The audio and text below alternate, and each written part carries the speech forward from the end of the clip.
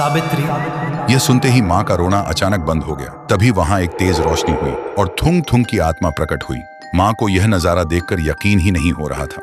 थुंग थुंग की आत्मा फिर बोला, सावित्री, उस गुड़िया में एक भटकती आत्मा है। अमावस्या की रात उसे अगर शमशान की चिता में जला दो तभी हमारी बच्ची वापस आएगी, लेकिन याद रखना वो तुम्हें अपने जाल में फंसाएगी।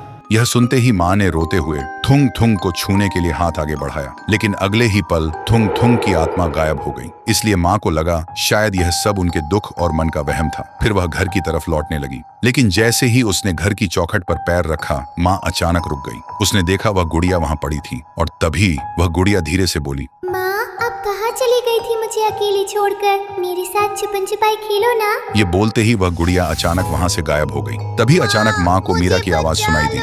सुनते ही माँ का दिल जोर जोर से धड़कने लगा और वह आवाज का पीछा करते हुए मीरा के कमरे में पहुंच गई, लेकिन वहां वह शैतानी गुड़िया बैठी थी। तभी वह गुड़िया जोर जोर से हंसने लगी और अगले ही पल गायब हो गई। और फिर एक बार मीरा की आवाज गूंजी। पूरा दिन माँ बस मीरा की आवाज के पीछे दौड़ती रही, कभी इस कमरे में तो कभी उस कमरे में, लेकिन हर जगह उन्हें बस वही गुड़िया दिखाई दी। माँ अब पूरी तरह थक चुकी थी। तभी गुड़िया हंसते हुए मीरा की आवाज में बोली, मुझे ढूंढ तो सकती हो, लेकिन मुझे छीन नहीं सकती। ये सुनते ही माँ रो पड़ी और बोली, बंद कर बेटी, माँ को और कितना सताएगी। फिर धीरे धीरे रात हो गई और उस रात अमावस्या थी। रात को देखते ही माँ को याद आया श्मशान वाली बात। अब माँ समझ गई थी इस शैतानी गुड़िया को ताकत से नहीं बल्कि प्यार से हराया जा सकता है। फिर माँ एक लोरी गाने लगी जो मीरा को बहुत पसंद थी।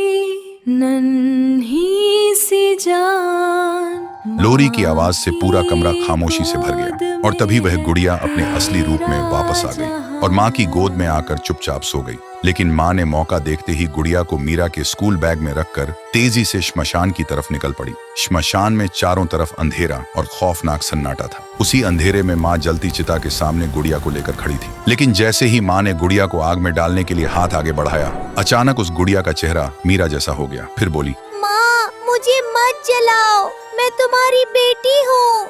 सुनते ही माँ के हाथ कांपने लगे और उसकी आंखों से आंसू बहने लगे। माँ पीछे हटने ही वाली थी, लेकिन तभी माँ को अपने मरे हुए पति की बात याद आई। वो तुम्हें अपने जाल में फंसाएगी। तभी माँ ने आंखें बंद की और जोर से चीख कर बोली, तू मेरी बेटी नहीं है। और उसने बिना सोचे गुड़िया को चिता की आग में फेंक दिया। आग लगते ही गुड़िया से एक भयानक चीख निकली जैसे कोई जिंदा जल रहा हो, और देखते ही देखते गुड़िया धीरे धीरे राख में बदल गई। माँ वहां से रोते हुए भागती हुई सीधा अपने घर आई। घर आते ही उन्होंने देखा मीरा दरवाजे के पास खड़ी है। ये देखते ही माँ की जान में जान आई और वह वहीं गिर के फूट फूट कर रो पड़ी। मीरा दौड़कर माँ के पास आई और माँ के गले लग गई, और उस दिन के बाद से उनके घर में फिर कभी कोई अंधेरा नहीं आया। अब सब कुछ ठीक हो चुका था।